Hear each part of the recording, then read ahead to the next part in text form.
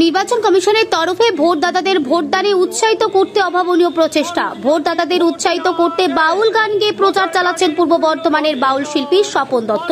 সমাজের প্রতি দায়বদ্ধতা নিয়ে বিনা পারিশ্রমিকে পশ্চিমবঙ্গ ও দিল্লির বিভিন্ন স্টেশন চত্বর ও শপিং মলে প্রচার কার্য চালাচ্ছেন তিনি।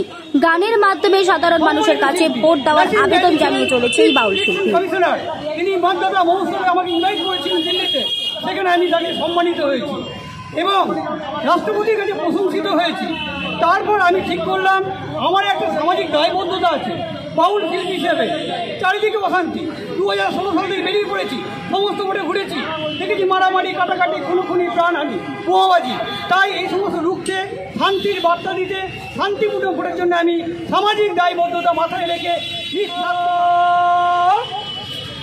শান্তিপূর্ণ ভোট দাও, শান্তি ভঙ্গ কেউ করো না,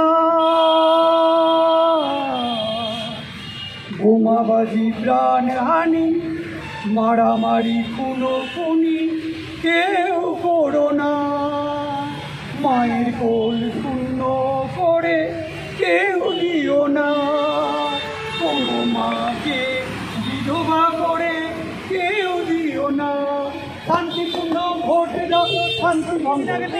টিভির পর্যায়ে পুরো রাজনৈতিক দলের সেনাপতি বলছেন বাড়ির মেয়েরা মায়েরা ঝাঁটা হাতা খুন্তি বটি নিয়ে বেরিয়ে পড়ুন, ভোট দিতে দেবেন না। এটি আবার আমি নির্বাচন কমিশনের সম্মানিত শিল্পী হয়ে বলছি, ভোট দিতে, ভোট কেউ নষ্ট করবে না। সব স্পষ্টভাবে ভোটে দেখা গেছে ভোট নষ্ট করা হয়েছে, হাতা খুন্তি বটি নিয়ে মায়েরা বেরিয়ে পড়েছে, ভোট দিতে দিচ্ছে না। এগুলো বলে চলবে না। নির্বাচন কমিশনকে বলবো, যিনি বলেছেন সবাই দাঁড়িয়ে পাড়ার মেয়েরা, গ্রামের মেয়েরা হাতা খুন্তি বটি নিয়ে বেরিয়ে ভোট বন্ধ করুন, তার চরম শাস্তি হওয়া দরকার। ভোট দেওয়া একটা গণতন্ত্র অধিকার, মানুষ ভোট দেবেন।